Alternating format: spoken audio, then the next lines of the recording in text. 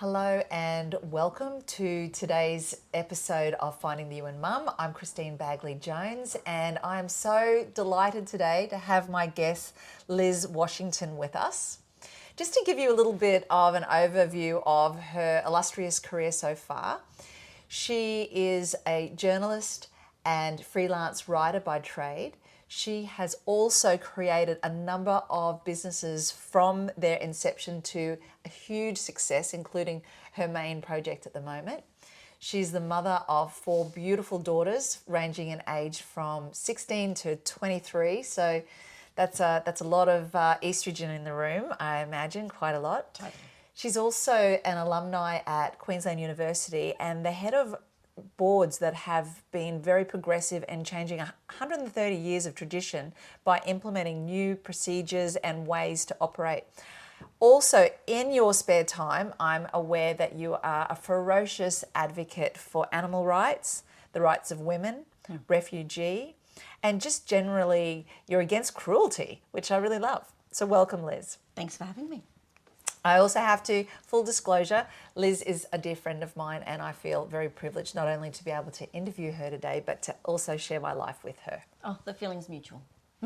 So let's just kick off. Yes. We've got a few questions, but I have invited you to go off script as much as you like because I know that you have lots of strong and interesting views that I think is perfect for the podcast, because the whole idea of it is for us to understand the dance between being a woman and being a mother. And I've always loved how inspiring you are, for me at least, how you straddle the two worlds well, but you definitely celebrate being a woman and keep me forever mindful of that relevance in all of its different elements. Fantastic. Let's get started. Let's get started. Okay, so the first question that you were excited to, well, before we go any further, tell me about how you arrived at being a mum. I always love to hear, was it planned, or is there like an interesting story to what led you to motherhood? Yeah, well, motherhood chose me. So really, I had not intended on having children at all. It was an all or nothing thing for me. I always thought I'd either have 4 daughters, and that's because I loved little women. So I had this dream of either having 4 daughters or nothing. And part of me was really torn growing up as to whether or not I'd ever even be a mother. And I was headed towards a career, obviously, in journalism. I wanted to be a foreign correspondent and I wanted to work overseas. And I was really unsure that I'd ever be able to blend those two things together. So I was not confident that motherhood would come along, and I was okay if it didn't. And I was in my second year of university at UQ studying journalism, and I met someone who was about to leave to live in Sydney for the rest of their life and study in Sydney, and I went down there for Mardi Gras weekend to attend a party. Yes. And 6 weeks later, of course, I'm heading into uni, having a cigarette in the car and thinking this doesn't taste normal anymore. And that was because I was pregnant. Wow. And I was pregnant to this person who I didn't know very well, to be honest with you. I didn't actually understand who they were. And I certainly hadn't had any plans to be with them in the long term. And I was still living at home with my parents, who were conservative but very understanding people and very loving people. And that was a sliding door moment, probably the biggest sliding door moment in my life. So choosing to keep the pregnancy and then choosing to go with motherhood was pivotal for me. It's just a gigantic segue. I'm just trying to fathom this young, vivacious woman with this belief that the world is my oyster, these lofty dreams that I'm going to be traveling and I'm going to be, journalism's a very sexy career path, and then suddenly you're knocked up.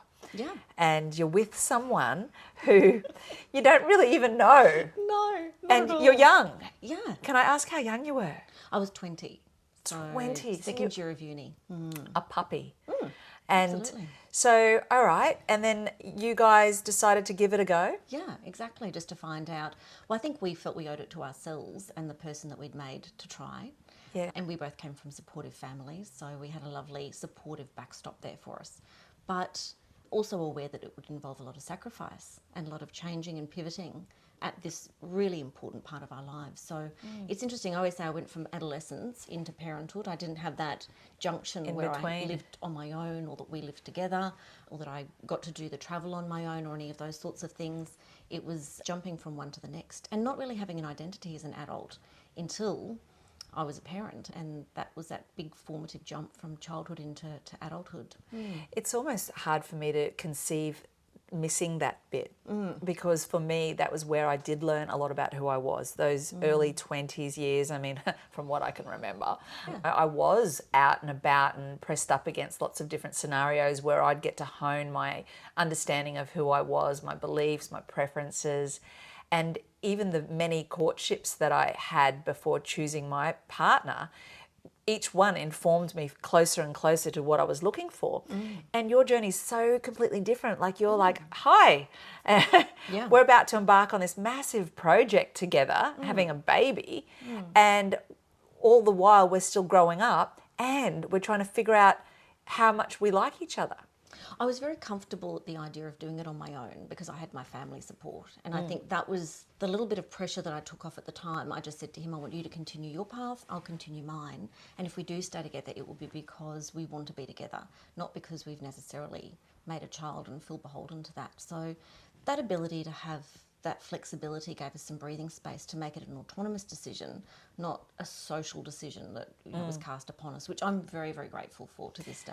And I think it's relevant to the story as well, because it's not like you're like, okay, we're having a baby and society says now we have to get married and we have to conform to this idea of compliance and sacrifice because that's just what you do. It was like, well, we're both part of this story and we'll see how it goes. One thing we do know is there's going to be this life, this baby, and we will have some sort of, I guess, crossover if we choose not to spend our lives together.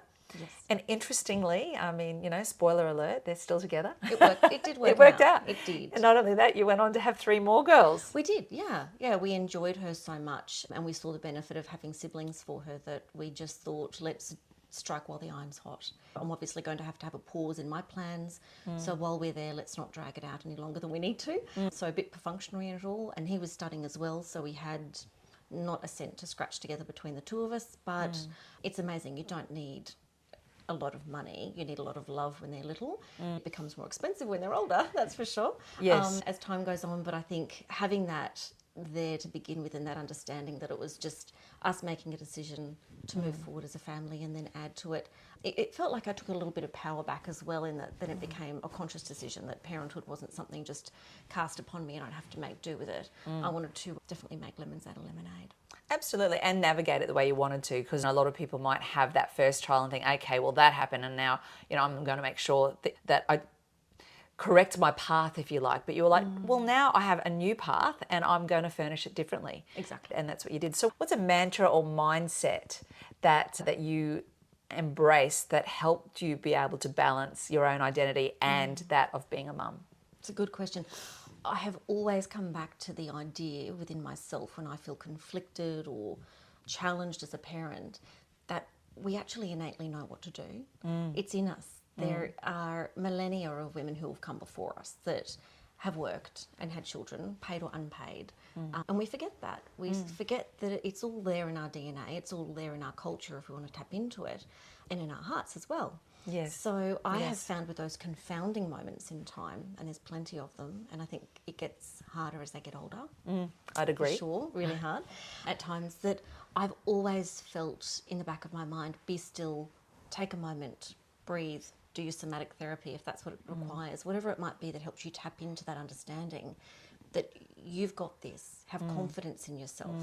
I had a phenomenal mother. My experience of being parented was so fortunate, and she always worked, and she also was just the most incredible parent that I could have wished for. And I think having that role modelled is an enormous benefit. So it showed me it can be done. Even now she's a professional and grandparenting 9 grandkids in our family. And I think that has given me an incredible confidence in my decision making around parenthood. And I know whatever I do, I'll have regrets. Well, maybe not regrets, just at least think, wow, I might have done that differently. A bit differently. But you can still learn so much from those experiences. That's okay. And yes, I have the privilege of knowing your mum well. Yeah.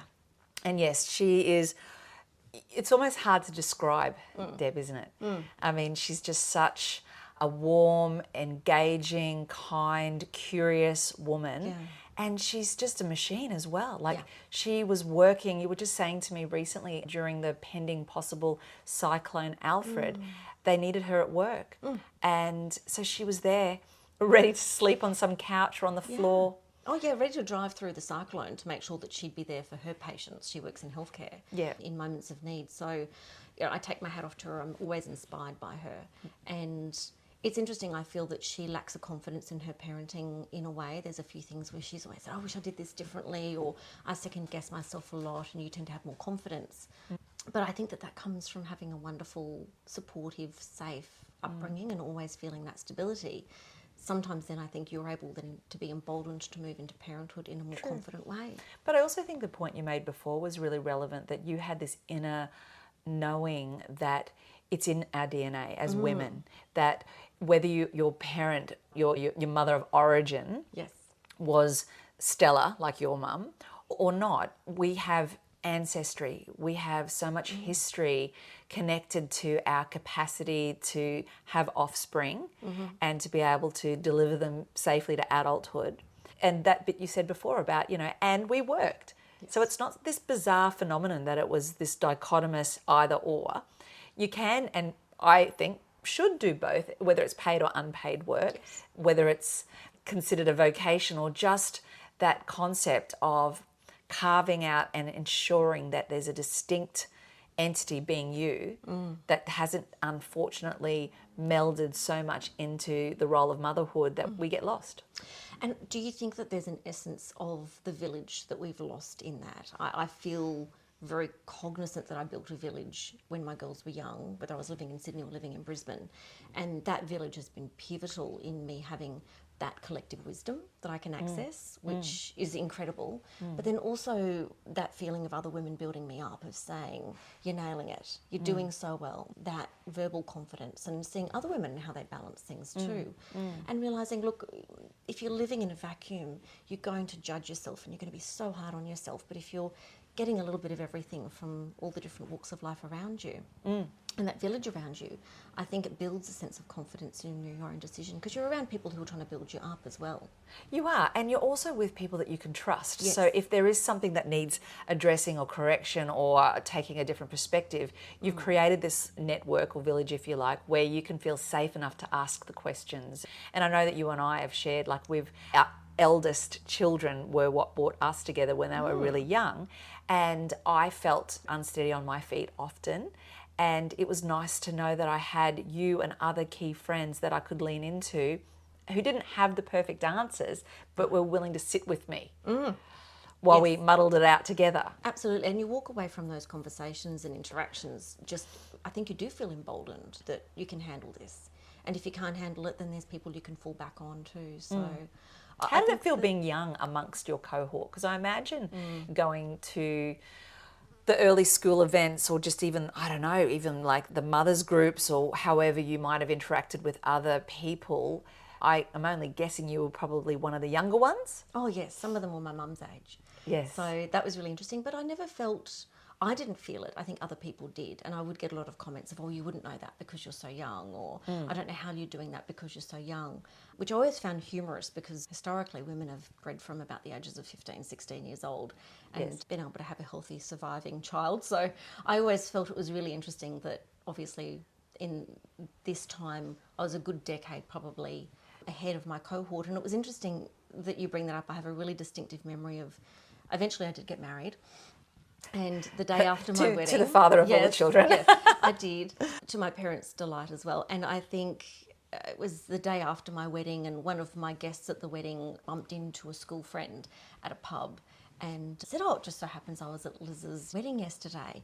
And my friend told me that this person that we'd gone to school with had said, oh, I heard about she'd had a baby and she's pregnant again, and it's such a shame because she did so well at school. She always had so much potential. It's really sad. And of course, my girlfriend told me this in humour, because she said it's really funny that there's this perception, this pity. This pity that she sold out and now she's never going to live her potential. I know, it's just her life's over, basically. You can just pack up shop now. But of course it wasn't. It was just the beginning of a wonderful life, a wonderful experience, and a wonderful experience of parenting as well, as a thriving career. So it was interesting. You're working against, whether you're an older parent or a younger parent, against stigma. And it's a part of women are so hard on each other. They really are. They really can be. And I guess that's part of what I'm hoping this podcast will serve to do, to just bring us all on the same team and realise that dichotomy, that sort of them and us, doesn't have to exist anywhere. No. We don't need to dine off gossip or trying to compare ourselves with each other because there's enough goodness for all of us to share. Can you share for me a passion that you've just secretly held on to that still might be a bit far off for now, but you've just got it tidy and in your pocket? Yes, I haven't secretly held on to it, to be honest. I'm pretty vocal about everything. So I have happily shared that with people and also my children. I suppose it's the dream of being a foreign correspondent, as I would have loved to have had my path not diverged at that age of 20. So probably in the back of my mind, I always harbour that deep love still for news. And I quench that with making sure that I just tap into that at least twice a day. So I live vicariously through other foreign correspondents, and whether or not I find my way to that eventually, I'm not sure, but I'm still young. And even if I don't, I'm satisfied and comfortable with how life has evolved. And if you were going to report from a country, what would be your...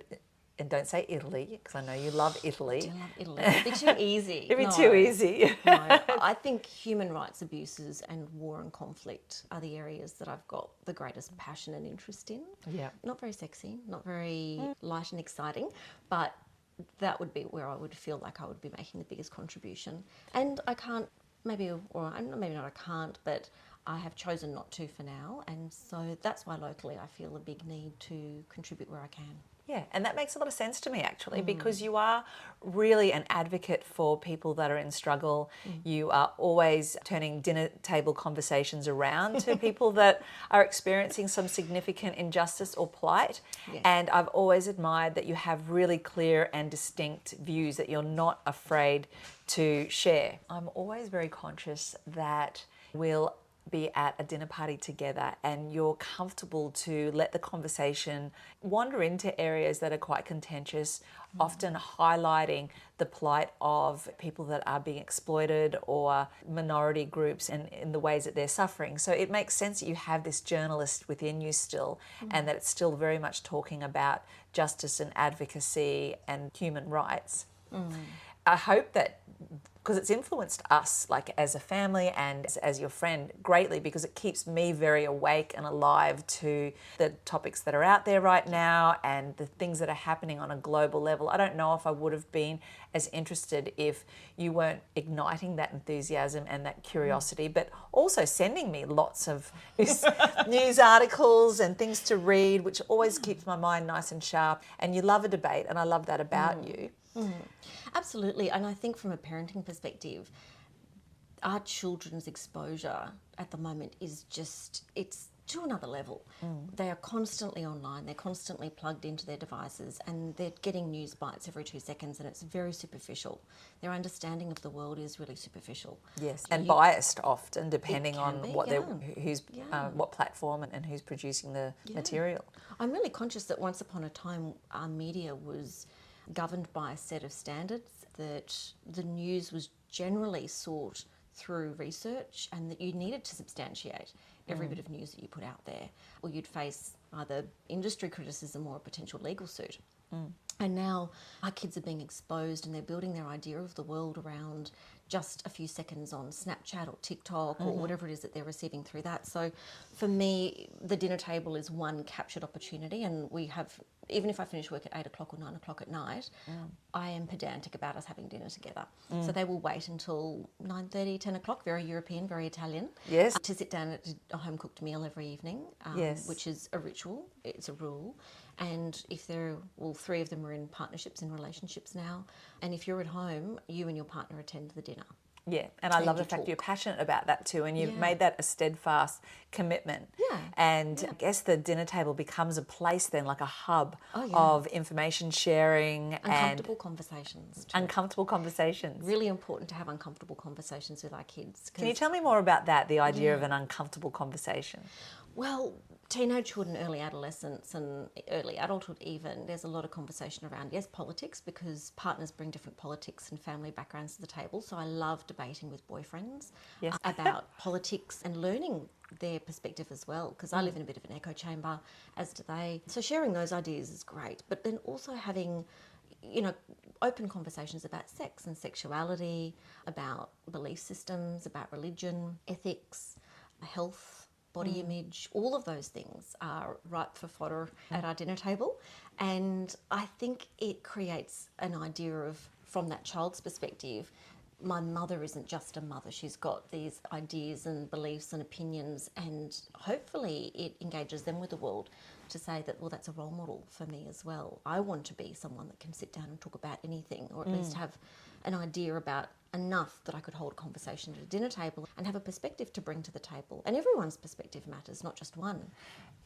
Tell me about a shocking truth about motherhood that, you know, weren't prepared for, how it's impacted you, because I imagine motherhood just in general must have been a fairly startling experience, because there was no lead up, there was no reading or preparation, it was just you were heading down one path. So tell me, like, a shocking truth potentially. That you're not in control.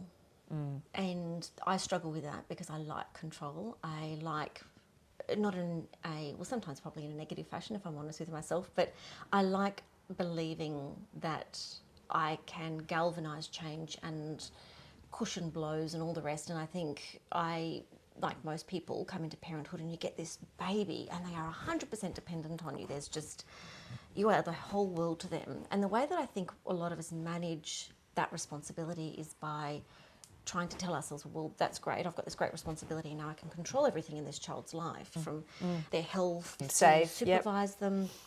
But the truth is, whether you are a free-range parent or a helicopter mother or a super mum or anything in between, whether you work out of the home or don't, you are absolutely not in control of so many things. And having 4 kids is a great social experiment. As you know, having a big family, you get the same genetic material and the same parenting environment and the same 2 parents and the same education and food and nutrition and all those things that we know feed into how a human is built. But they've got their own personalities, and then the world visits all of these different things on them. The world visits beautiful friendships and terrible friendships and bullying and assault and risk and violence and all these things that we're actually not in control of. And so what punches out the other end of this beautiful baby that you thought you could control its environment for and therefore create this recipe for a great childhood is totally outside of our control. For me, that's been probably the greatest shock, because even though it sounds so obvious, it's been psychologically the hardest thing for me to accept, that I can't protect, I can't control, and that a lot of this is going to end up probably very differently to what I envisaged, and that's okay, we'll work with whatever it takes. Yeah. And what do you do to stop from drowning in that worry or concern if you're someone that's attached to being able to ensure good outcomes? Yes. And I'd like to think that, you know, that's how we want to live our life, that we're conscious and directive and understanding of what we envisage to be a good scenario. And then when, it is hard to digest the reality that this person that you love so much, that you've been given the responsibility to take care of, you can't ensure every aspect of their life is going to come out dreamy. And in fact, even their personalities and their choices. So it's not even what happens to them, it's the decisions that they are making that we won't be able to weigh in on.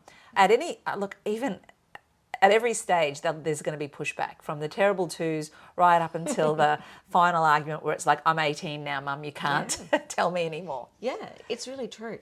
I think working out what is it that I can do to then support and supply resources, that is how I regain a sense of feeling like, okay, I'm still engaged in this, I'm still involved. Yes. But I've also had to have an immense amount of self-talk, an immense amount of self-growth around just being present and being comfortable just being present, rather than having a solution or having to change things or be effectively in control of the situation.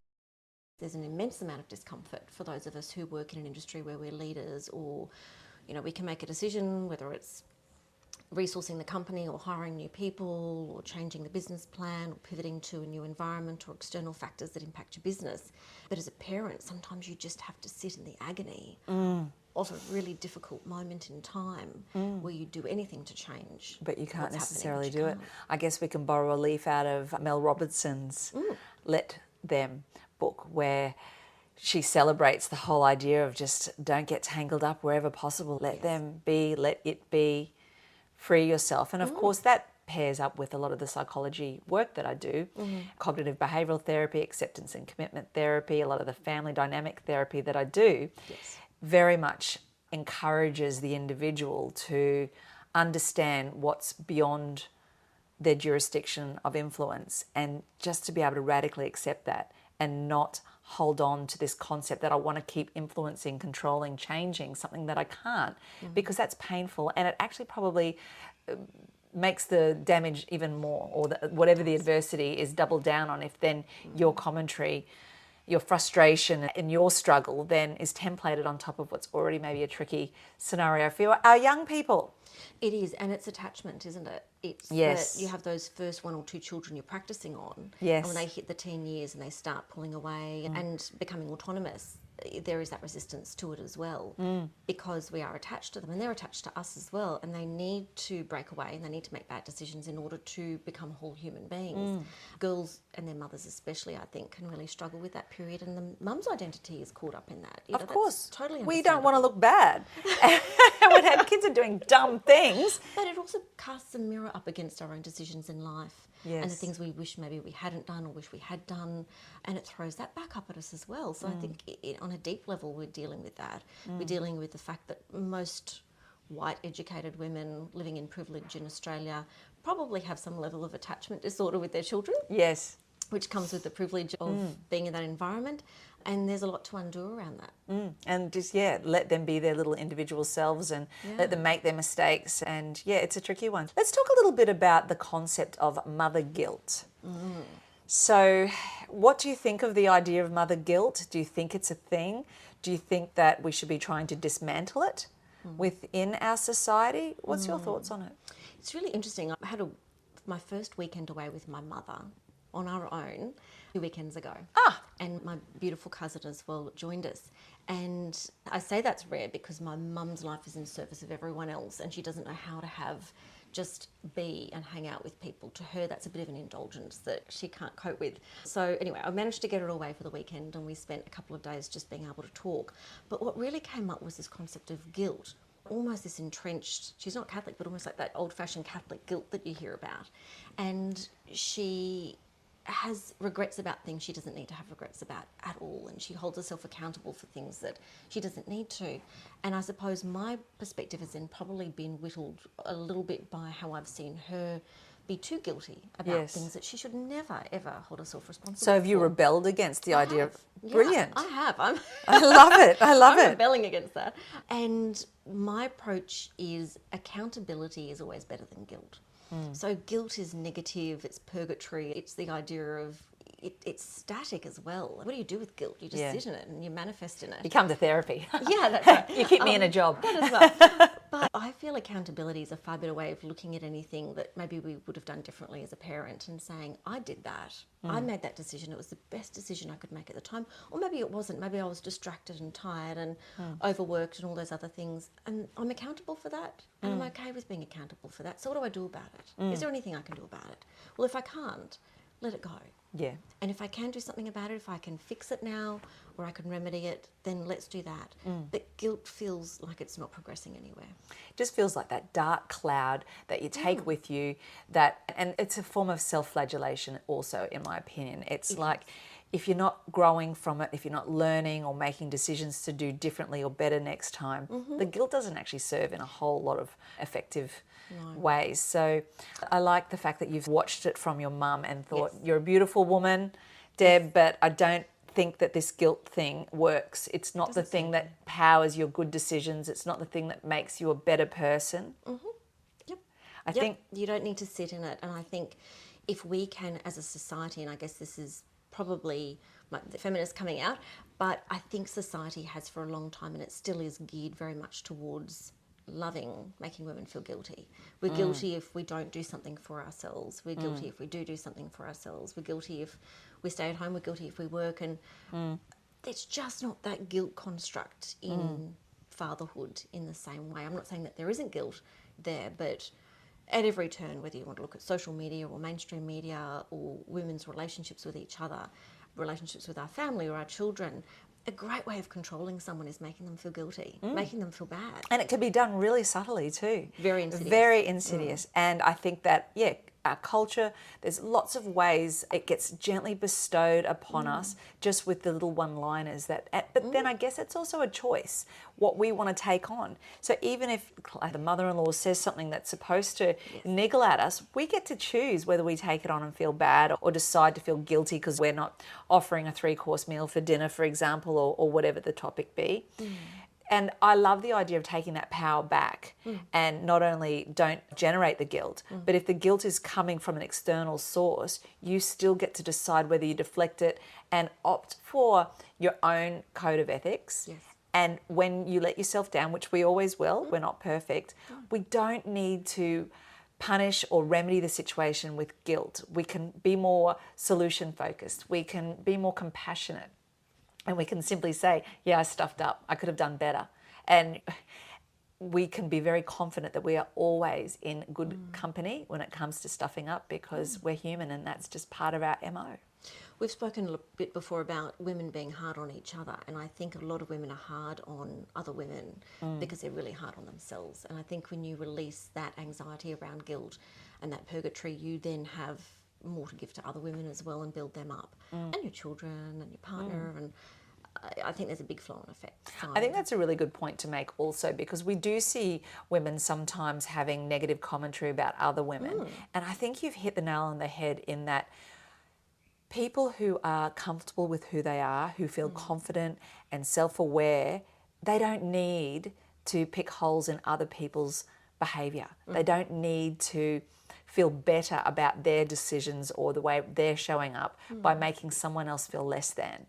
So, I guess if you're hearing someone that's quick to judge others and maybe propagate that guilt concept, it could be a sign that they're struggling internally around their own self-esteem and worth, and this is a way of maybe trying to remedy their discomfort, and all they really need to do is spend a lot of time learning how to love and appreciate themselves. Absolutely. Maybe we've just solved a really big problem. I think we've solved it all. I think we have. It's done. Tell me a little bit about parts of yourself that your kids don't know about, and how do you go about introducing those elements of yourself to them as they grow? I think I'm terrible at trying to conceal any part of myself to my children.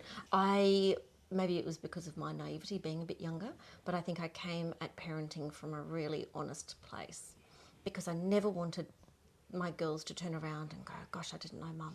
I didn't know she was capable of that, or I didn't know that she even liked that. You hear about that when people pass away, and traditionally I think often women had these dark secrets that were hidden away, or dark interests that were hidden away from their family or society because it wasn't considered acceptable. I'm very much an open book for my kids, and that's been right from the start. Uncomfortable conversations sometimes when they get to that age where they start asking things and you think, oh God, I really wish I didn't have to tell you about that, or I wish I didn't have to give you an honest answer. And obviously you make it age appropriate, but I've always been really, really open with them. So there's never been any great Big reveal. No. It's been quite organic. Which is lovely. And also I think making sure that they understand you've got interests outside of being a mum. And that might be something as simple as, I remember when they were little and I'd take them to the beach and they'd go, maybe we'd play in the ocean for a while, and then I'd want to read a book.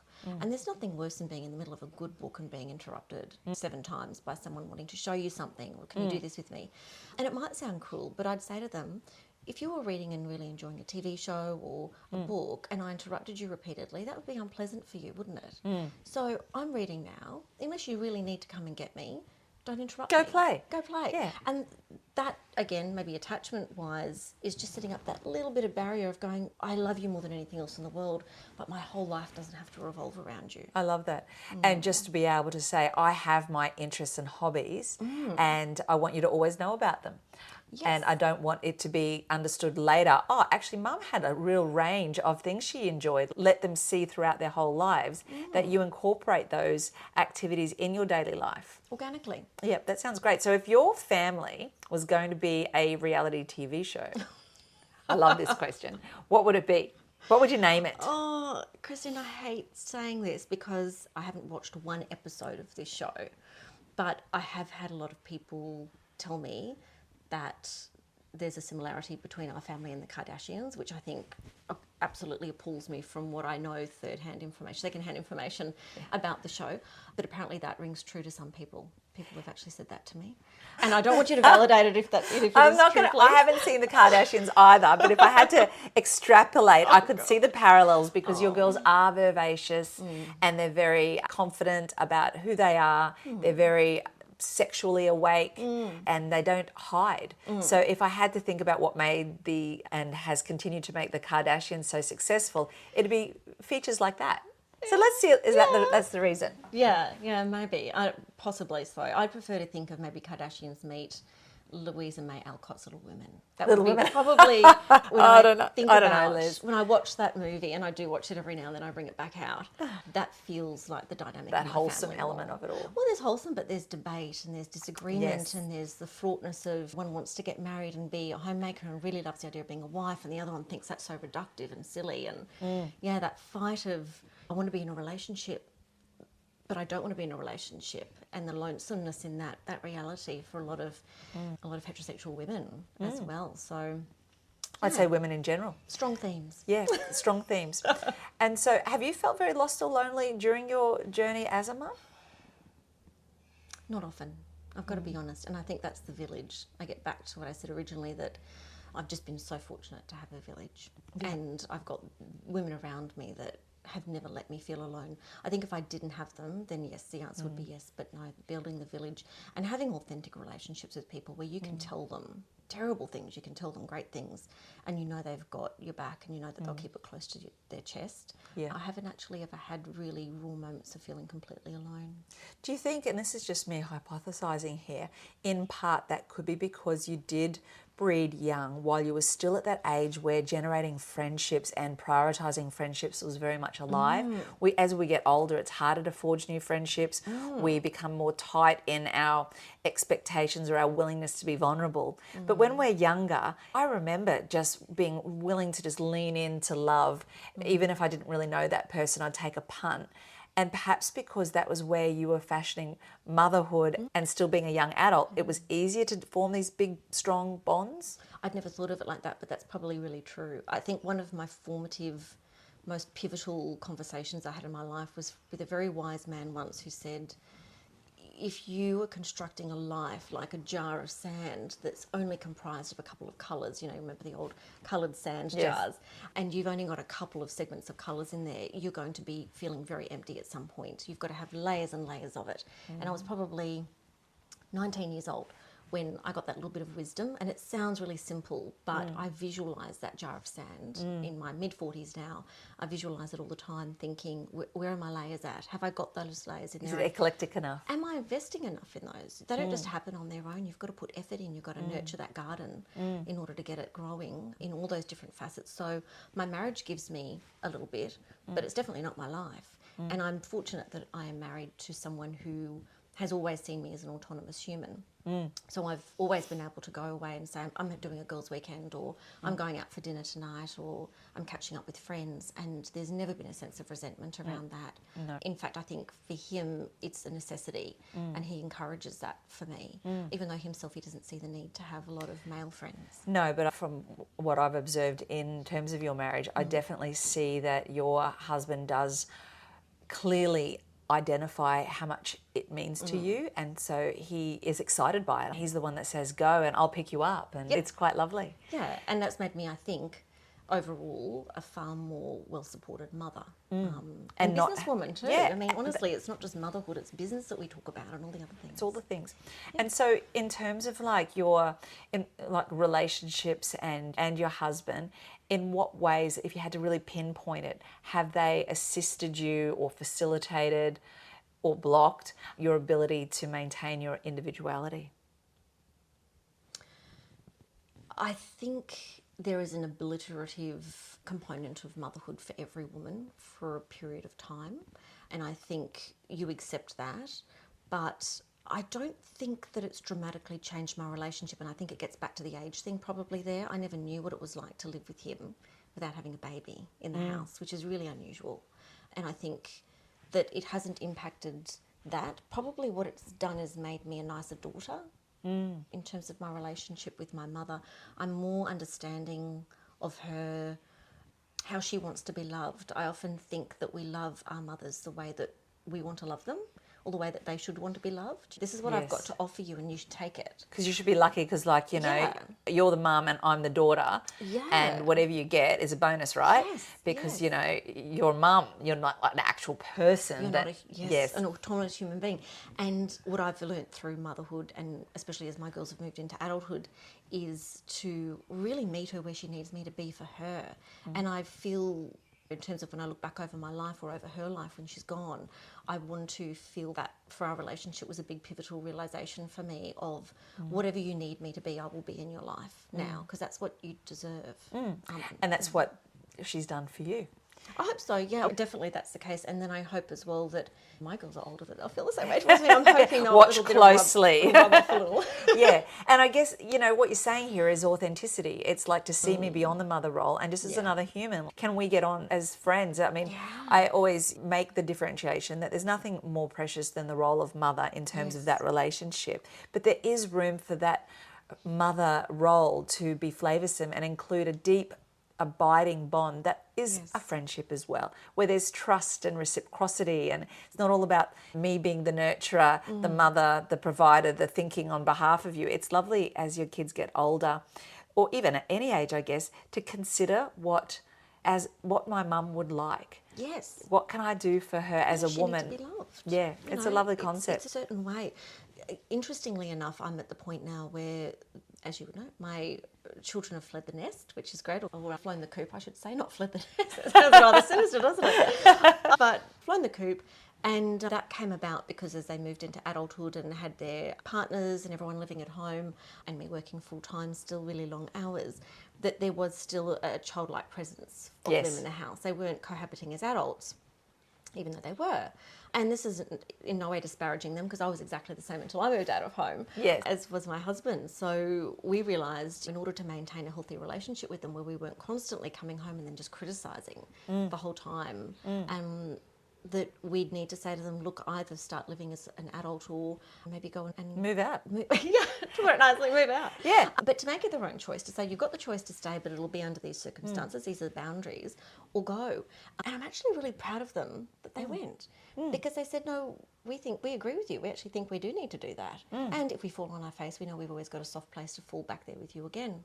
So I think at one point last year I had a household of 9 people that I was feeding and cooking and cleaning up after. And so the family shrunk. All 3 eldest moved out together with their partners into a share house together, which is lovely because they've got each other. And I'm sure they're having lots of fun. And so then, of course, my youngest, my 4th child, we were at home together. But it also made me sit with the knowledge that I've always had, but you don't feel it until you actually see it, of that one day they'll leave, one day they'll be gone, and it's you and your partner. And there has to be enough there to sustain the next decades of your life, because it will be decades together. And that requires an entire reframing of that relationship. Was it a tricky adjustment? Because for you, it was a huge contrast. You weren't drip-fed that transition. It was almost overnight, a cacophony of people and conversation. And every time I'd pop over, there was just so much activity. To literally overnight, they were somewhere else. And it was this peaceful, quiet house where you could feel the difference. So how was that for you? Again, I think it's how you want to look at it. So I haven't been crying in the shower at night or into my pillow or feeling lonely because I'm busy. And I think that really helps. You know, the juncture of these moments in your life really matter. I think if I wasn't employed or I had really built my entire existence around them, then I would feel an immense loss. So I'm really grateful it's worked out in that way. But I also make sure that we've got plans through the week. So every second night someone's over. Yes. We do family dinners on Sunday just religiously, and the whole family's invited, including extended family and Yes. partners and all the rest, and sometimes partners' families come as well. And I really love that, and we build up to that, and we're planning what we're going to cook. And I work with 3 of my daughters, and so I'll say after work, at the end of the day, do you want to come back and we'll just make some dinner together, have a glass of wine and a bit of a chat? And what a privilege to be able to do that. To have arrived at that space. I don't know, it sounds like the best of both worlds. And It really is, and yeah. if you think about it, you reap what you sow. You've been a brilliant mum, and you've shown them that it's desirable to be able to also be independent. So they haven't had that needy attachment. They were able to say, actually, you know what? I don't want to follow your rules. Yes. I'm going to go and make my own rules and see how that goes. And in all of that, I'll learn, make mistakes, but we'll forge a different relationship. And Absolutely. has that happened? Have you felt a positive shift or a shift in your relationship since they've moved out? I have, but when they're back, it feels like they still live there, which is really lovely. But I think there's no negativity now. I mean, there's nothing for me to get angry about. There's Yes. nothing for me to feel resentment about. And a turning point for me was I work in an industry where I speak to hundreds of women, I'd say, every month. And I work with women. I work in a really female-dominated environment. And I just notice how often women my age are bothered and complain and talk about how difficult it is having adult children living at home that don't seem to respect the space or respect boundaries. And I didn't want to become someone who spent the next decade of my life, which I could totally see doing, because I've got a very open door. I love people living and staying and cohabiting. I love feeding people. But I could see myself becoming someone that would still be complaining in 10 years of the same thing I'm complaining about today. Yeah. And I just thought, no, that will make me boring. But also such a brave move though, because when you said they're moving out and ultimately there's no hard feelings, but I don't want to keep living in an environment where I'm being subjugated and I'm having to do the lion's share of the planning, the thinking, the cleaning, and they're not pulling their weight and they're not willing to, and they had to make the decision, they made the choice, and we're all going to have to sit with how that lands. Yes. And at the time, because I know how much you love your kids, I love my kids, I was just like, oh, that seems a bit Yes. extreme. But I Yes. could see that it was like being fed by love. It was like our relationship is long term, and for us to be able to navigate this, we can't have this brooding resentment about petty domestics. I found myself sending text messages when I get up in the morning of the things that were left out overnight, or in the morning when I came home from work, still whinging, complaining on text messages to them. And I thought, wow, if someone was to look at this, they think that was really actually quite a toxic relationship. So look, it was good putting it back on them and making it a choice. And they know they're always welcome to come home. And it was and I'd love empowering for them too, because it wasn't like you kicked them out. You gave them choice, and I admire them too. Beautiful women that just thought, you know what, if I've got to do some cleaning, I'll do it on my own terms, the way I Yes. want to do it. Doesn't that make sense as well? I mean, does we've make got sense. this extended childhood now, and I'm not certain that it makes people feel like they are fully formed adults for a really long time. And I think that we're seeing the results of that, even just with anxiety and resilience and all the rest, that maybe we're feeding a beast there by coddling them for too long. I agree. And even when my son moved out for a period of time, and I missed him initially and then adjusted, and now he's back living with us, but he's a different version of himself. Yes. He's more mature. He's really conscious of what it takes to run a nice house, and he wants to be a contributor. He doesn't want to passively just have all this laid out for him, and he's grateful. So I was like, gosh, if I'd known when I was like tearfully waving him goodbye what I would be getting if I just trusted the process, it's way, way worth it. So tell me, maybe since the girls have moved out, or maybe always, what is a routine or something you do just for yourself to maintain that individuality, that sense that you're a woman separate from all these other titles? I love that question because it's so important. I had a realisation very early on. I think my eldest child was 12 weeks old, and I was living in Sydney in a mouldy little apartment in Redfern. And I remember thinking to myself, I don't even need to get out of my pyjamas today.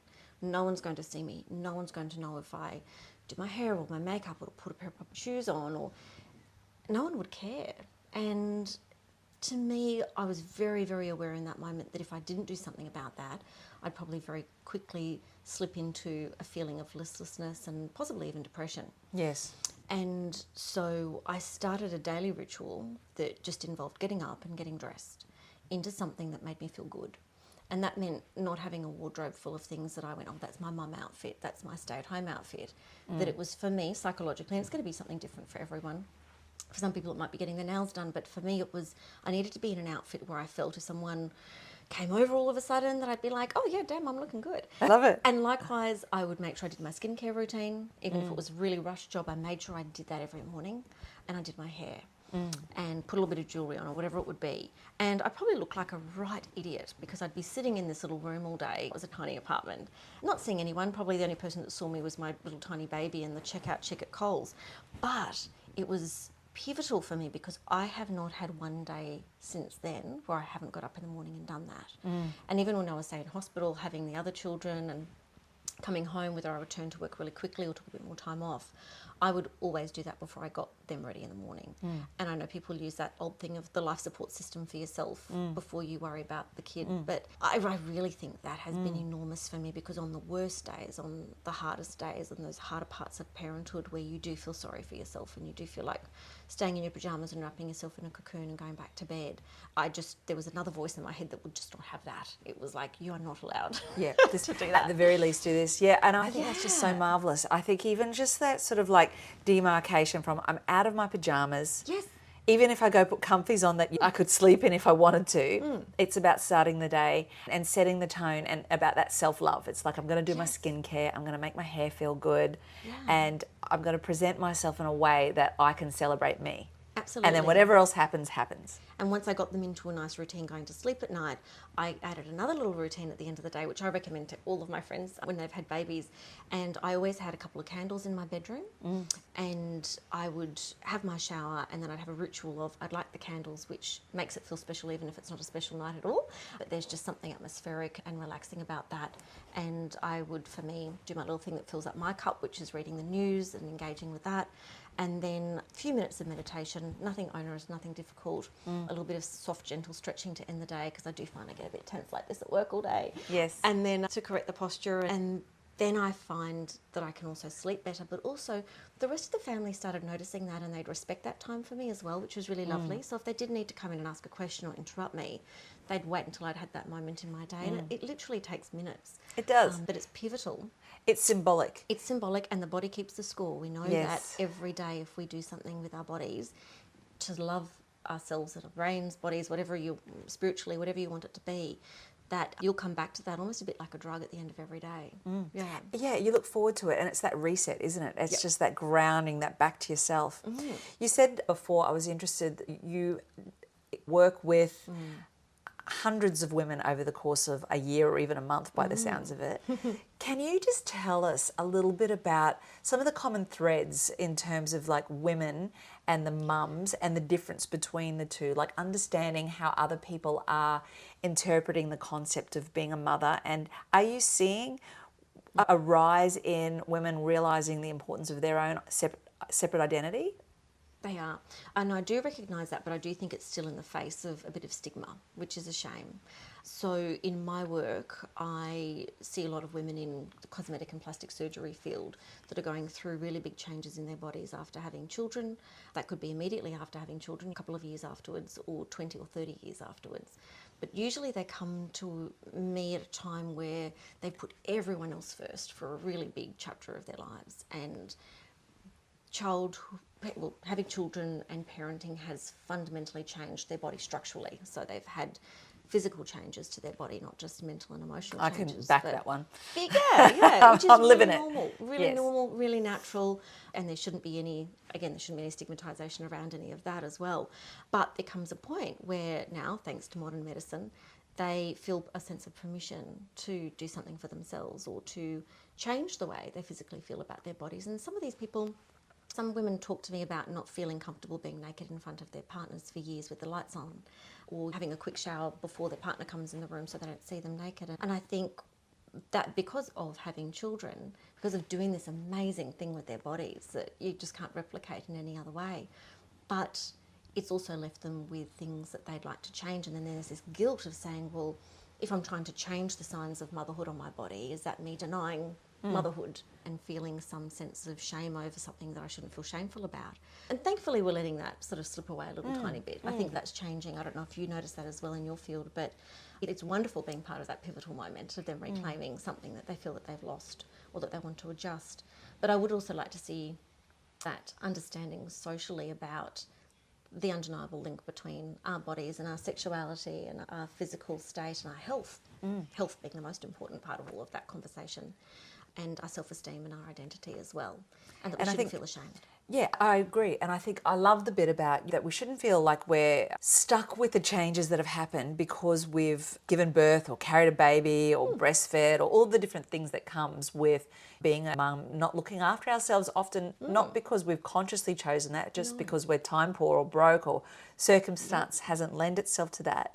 And I feel like it's great, the idea that as soon as we're aware that we would like to do something for ourselves to feel better, whether that be aesthetic or whether it be something completely internal. Yoga, whatever. Whatever it is, I think it's a lovely idea, and it's a part of this whole concept of finding the you and mum, not just to make it just about quests and pursuits and just identity, but also about our body. Yeah. And about how our bodies change throughout life. It changes as we progress to perimenopause, post-menopause, the aging continues, and so does the evidence of it. Yes. But once we have a baby, it's not like we have to sign off on being sexy and vibrant and beautiful in our own definition of that. And I think it's sad to think that there'd become a time where a woman couldn't feel okay around being near and naked with the person that they've chosen to spend their life with.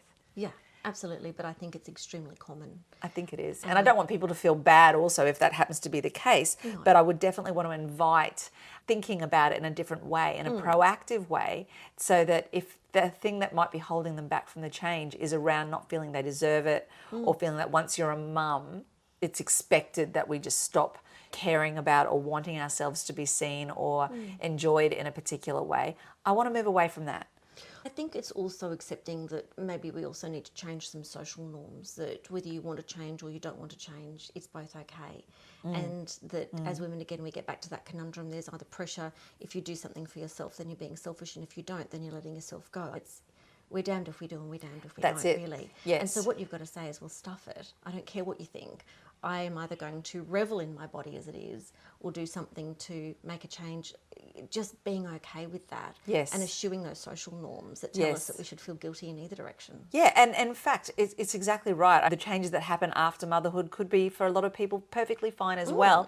And I don't want that pressure where it's like, well, I have to look like I did before I had a baby, because that's ridiculous as It'll well. never happen anyway. Yeah, but it's like saying, I want to look like I did at another stage of my life. We're inevitably going to mature the way we are, and I'd love people just to find that sweet spot where they can find that contentment. Absolutely. Tell me a compliment that you could receive or have received from either your kids or someone else that really deeply resonated, but points to you as a woman, not as a mum necessarily. I think it came very recently, actually, from one of my daughters that does not give away compliments very lightly, so it comes with a fair bit of weight. And she said to me, "You are the most determined and the most passionate person that I've ever met." And I thought, that's a lovely thing for a daughter to say about their mother, because that's what I'd like to be seen as. I'd like to be seen as perseverant and determined.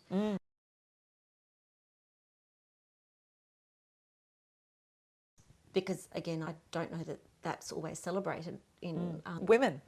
Yes. And then Where it's called pig-headed and stubborn. and pushy and a bit fiery and a bit over the top. So I love the fact that you got, that was the compliment. Yeah.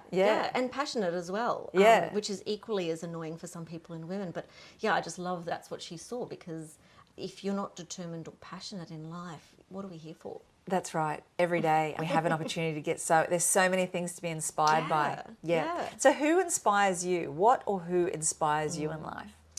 Probably gets back to my friendship group. And I think my children inspire me. The children are the inspiration, but the friendship group gets it done and they hold me to account. So I don't have light, fluffy friendships. I have a group of smart, serious women who you can still have fun with, but we just suck the marrow out of every minute that we have together when we can whittle away time for each other. And they really hold me to account. So recently I felt really stuck at professionally some decisions that I needed to make. And I wasn't making those decisions because I felt like they were too dependent upon other things happening that I couldn't control. And so I was sitting in that rut that we all find ourselves in, where we think something's going to have to change, but I really don't know what to do about it. And a great example of the inspiration, I had a quick breakfast catch up with one of my friends, and she's an amazing businesswoman and a dynamic mother as well. She's just fabulous all round, and I really place a lot of credibility on what she says, and I trust her judgment. And she said, okay, what needs to change and why haven't you changed it? And then she said, we're going to make a plan right now and you're going to do the first step in the plan, or just bite off that first step. That's wonderful. And I did it. And annoyingly enough, It worked. I'm saying this, she followed me. I initially went away and went, oh, that was a bit overwhelming. I don't think I'll bite all that off. And then she SMS'd me a week later and said, so what have you done? I want to report. And so I reported back to her anyway. Of course, it worked. I've got an amazing outcome from it. It was exactly the right decision. And I'm so grateful that she inspired me and pushed me in that moment and held me to account and wasn't afraid of me telling her to bugger off and leave me alone. I just want to wallow. I don't want to do Just leave me in my rut. Yeah, how wonderful. So it's the strong women in your life. It's the women that you've garnered as your nearest and dearest that actually inspire you and, keep you growing. Absolutely. Yeah, what a wonderful circumstance. As a mother and a worker as well. And I think if you can nail that in your friendship group, again, choosing people who are authentic and have your best interests at heart and being willing to let go of friendships that don't serve that purpose too. Yeah, I think that's key. I often talk about there's only so many seats at the table. Totally. And you've got to be looking at who's sitting at that seat and make sure that it's helping you be the best person you can be, but you're also able to offer the same in them. And we hope for that for our children, don't we? I always do that. The 5 closest people to you have the biggest impact on you, reflect who you are and what you want in your own life. And I just don't think we take that seriously enough when we're young. We feel like life will just be this endless quest and we'll get to that serious friendship group eventually. But if you can nail that when you're young, then you've got it for life. Yeah. Yep. And conversely, if you can learn how not to spend time with women and people that don't inspire and make you feel good, that get rid of them, you will just not be weighed down by any sort of unnecessary toxicity. And I'm more comfortable, I think, as I get older, saying no to social situations where I know that's going to happen. Yeah. And that's not because I think in any way that they're not valid or worthy outings or social situations, but I think we just feel we have to say yes to so much and there's only so much time. And life and time is precious.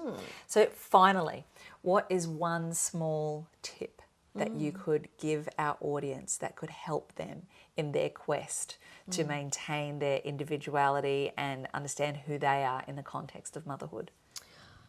I would whittle away that 3-minute ritual every day, whether it's at the beginning or the end of the day. I don't think that you can find the you in mum without having a routine that means whether you are totally time poor, you're sick, the child's sick, whatever else is going on in your life, the sky could be falling down, but you have to find that time for yourself every day. And that will give you the brain space to set yourself on a pathway where you're considering what you need to fill up your cup. And then you can give to everyone else. And I love that, because by doing it repetitiously, the benefit of that also is psychologically you'll start to pair that at 3 minutes or 5 minutes with feeling more relaxed, feeling more grounded. You'll condition yourself to look forward to it because you'll be arriving back to yourself each day. So absolutely. Thank you so much for today. I thoroughly enjoyed our little conversation together, Liz. Thank you for having me. I hope to have you back sometime. Oh, I'd love that.